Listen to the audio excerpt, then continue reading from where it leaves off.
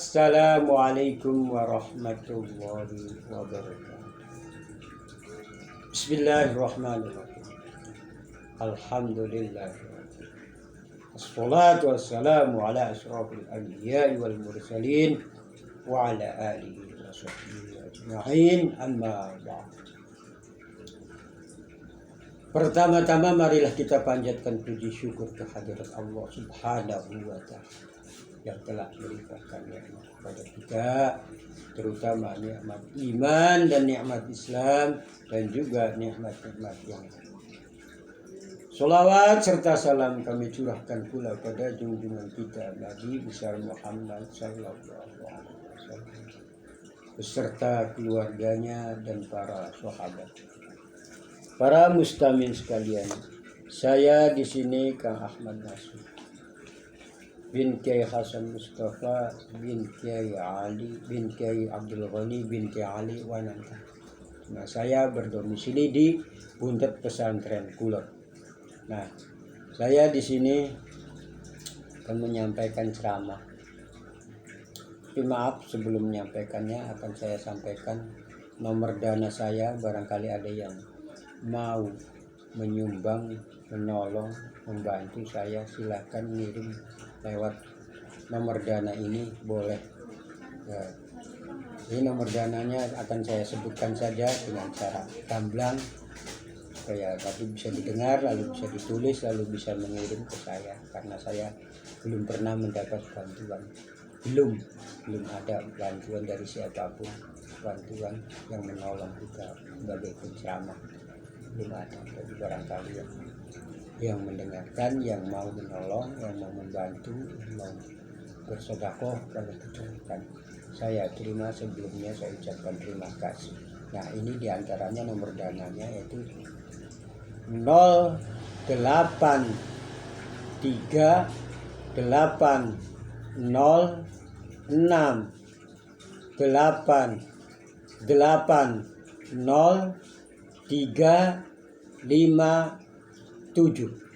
Sekali lagi 083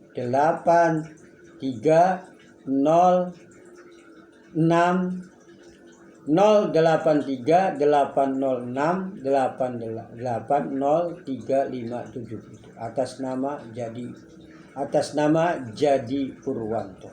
Boleh kirim lewat nomor dana ini. Saya ucapkan terima kasih.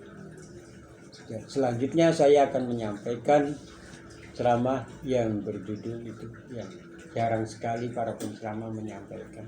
Tadi malam di TV ada menyampaikan tapi sedikit sekali, masih banyak yang kurangnya, bukan salah tapi kurang.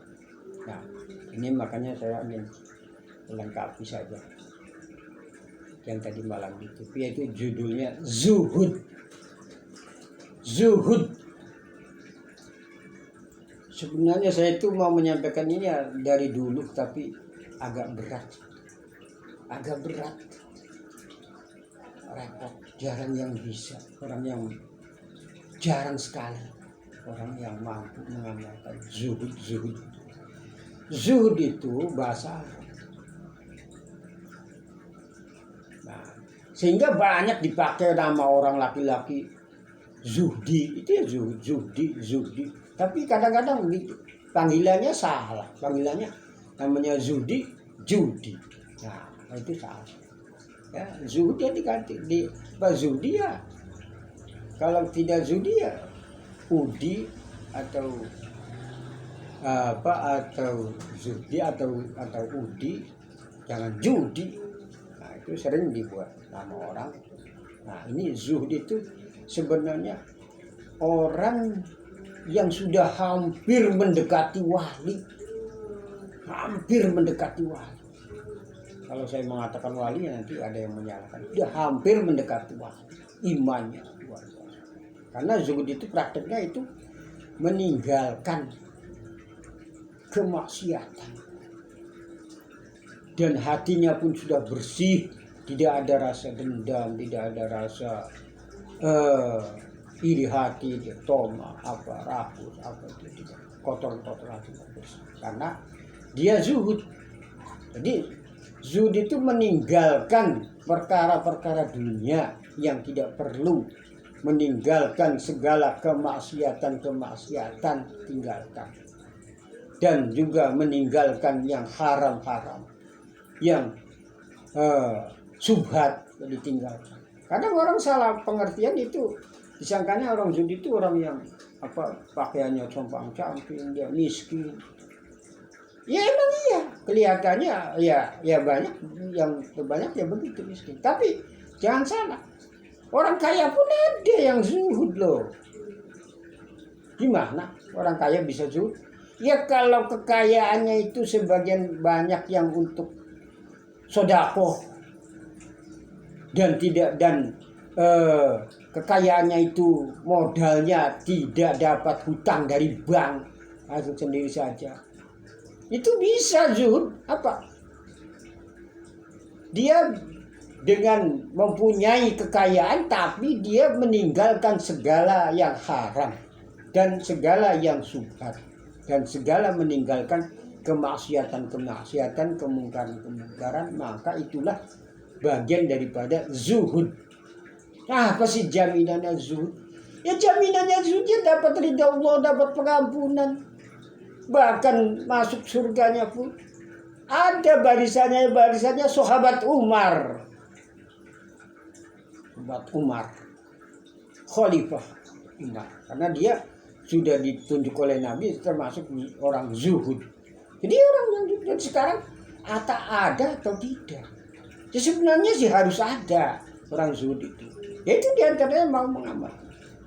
Selain daripada ibadah-ibadah yang lainnya, itu yang saya sampaikan perlu, yaitu meninggalkan haram, meninggalkan subhat, seluruh subhat, meninggalkan kemaksiatan, kemungkaran. Nah, muncullah hatinya bersih, lalu zuhud. Zuhud itu ya kalau orang bahasa Cirebonnya ya beli kepengen sugi kok.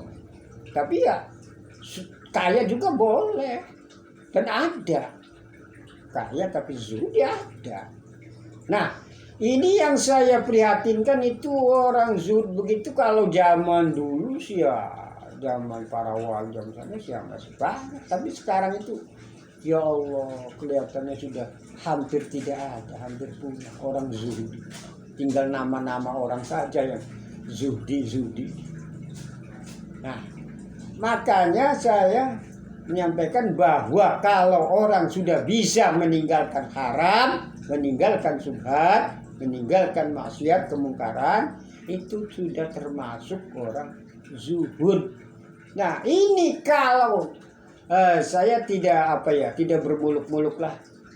Kalau ada orang bisa begitu, bisa zuhud, tidak perlu banyak-banyaklah, satu kampung satu saja. Tidak usah satu kampung 10, 15. Satu kampung ada yang zuhud satu saja. Tapi seluruh perkampungan orang bisa mengamalkan zuhud sekampung satu saja. Insya Allah saya yakin tidak ada bencana yang aneh-aneh, dari banjir, kebakaran, gempa, apa. Insya Allah tidak ada. Kalau dalam satu kampung satu saja, tidak usah banyak, satu saja, ada satu kampung yang bisa mengamalkan zuhud. Karena zuhud itu berat, amalan yang sangat berat, bukan gampang. Itu kalau mampu meninggalkan segala, walaupun kaya, kalau kekayaannya bukan lewat haram, itu bisa zuhud. Karena saya menggarisbawahi bahwa zuhud itu bisa dengan meninggalkan haram, meninggalkan seluruh subhat, meninggalkan seluruh kemaksiatan, kemungkaratan, walaupun itu bukan ustadz, bukan kiai, tapi itulah termasuk orang zuhud. Nah, kalau ada satu kampung satu saja yang bisa zuhud, bukan berarti tidak boleh 2-3. Nah, ini sudah hebat. Negara Indonesia itu tidak akan terulang kembali yang namanya kebanjiran, yang namanya bencana, yang namanya tanah longsor, yang namanya musibah macam-macam kebakaran apa itu hati-hati. Jadi zuhud itu ya sebenarnya bukan kehebatannya bukan untuk dirinya sendiri saja. Dan zuhud itu bahkan sama anak istrinya soleh, anaknya soleh. Dia kehidupannya tentram, dia kehidupannya tenang walaupun tidak kaya.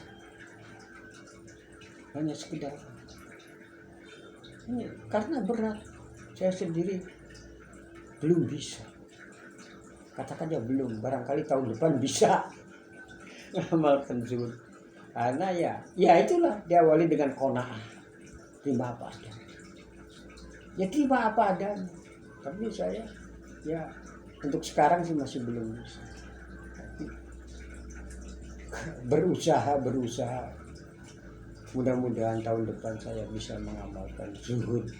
Ya tahun depan kelamaannya bulan depan gitu ya gitu sih. Bulan depan atau tahun depan. Pokoknya mengincar bagaimana kita bisa mengamalkan zuhud. Di antaranya sekali lagi saya menggarisbawahi bahwa namanya zuhud itu sebagian daripada zuhud itu diantaranya yang bisa saya sampaikan itu ya bisa meninggalkan yang haram-haram, bisa meninggalkan seluruh syubhat, bisa meninggalkan seluruh kemaksiatan, kemungkaratan, walaupun ibadahnya ya sederhana. Artinya tidak jadi ustaz, tidak jadi kiai, terus bisa qanaah terima apa adanya, yang namanya qanaah itu terima apa adanya, dan hatinya nanti akan muncul hatinya bersih. Itulah yang sebagian daripada zuhud. Ini hanya melengkapi yang tadi malam itu zuhud. Orang ceramah 5 menit, ya bagaimana bisa lengkap? Saya yang 20 menit, 15 menit saja kadang masih kurang. Itu di TV 5 menit. Kasihan sekali saya melihat penceramah yang di TV itu. Kasihan, dia alim, dia pinter, sarjana, punya pondok pesantren, ngajar dosen, tapi ceramahnya 5 menit ya bagaimana akan bisa. Saya ketawain aja, kasihan sekali itu yang ceramahnya cuma 5 menit kurang waktu. Saya yang khotbah 20 menit saja masih kurang tanya. Yang enak jadi jet 1 jam menerangkan. Kalau saya udah khotib 20 menit, ceramah begini 15 menit, ya 15 menit paling lama 20 menit, ya kurang, masih ada yang perlu sampaikan, masih banyak yang tertinggal karena kurangnya waktu. Jadi ceramah juga sebenarnya membutuhkan waktu, jangan 5 menit. Kasihan sekali saya melihat itu orang ceramah 5 menit. Nah itulah diantaranya saya menyampaikan tentang zuhud itu ya begitu, tidak usah muluk-muluk, tidak ada sesuatu, tidak usah apa artinya orang zuhud itu mengamalkan ini ya mengamalkan baca ini itu saja dulu, bisa meninggalkan yang haram, bisa meninggalkan yang syubhat, bisa meninggalkan maksiat, kemungkaran. Itulah bagian daripada zuhud. Zuhud jaminannya adalah mendapat ridha Allah, mendapat ampunan dari Allah, mati husnul khatimah, dan masuk surga barisannya sahabat Umar bin Khattab. Oh iya, perlu saya ketahui bahwa namanya sahabat Umar itu karena dulunya mau membunuh Nabi Muhammad, tapi dia malah masuk Islam, malah jadi orang hebat, malah jadi khalifah. Itu karena itu ya bukan karena memang dari nasabnya itu dari sahabat Umar ini saya melenceng dari itu, karena sahabat Umar itu ya orang-orang zuhud sih. Jadi binnya kelima itu menjadi satu dengan Nabi Muhammad, dengan Rasulullah. Kelimanya menjadi satu. Makanya sudah sepantas. Makanya Nabi Muhammad mendoakan sahabat Umar bagi beliau masuk Islam, semoga masuk Islam. dan juga masuk Islamnya tidak kepalang tangan, dan dia dijamin surga. Sudah dijamin surga, sudah ditentukan oleh Rasulullah, termasuk orang yang ditentukan surga antara sahabat dan banyak lagi yang lain-lain.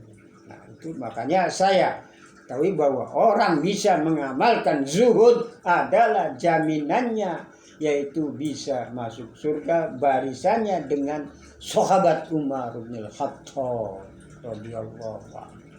Sekian saja. Wassalamualaikum warahmatullahi wabarakatuh.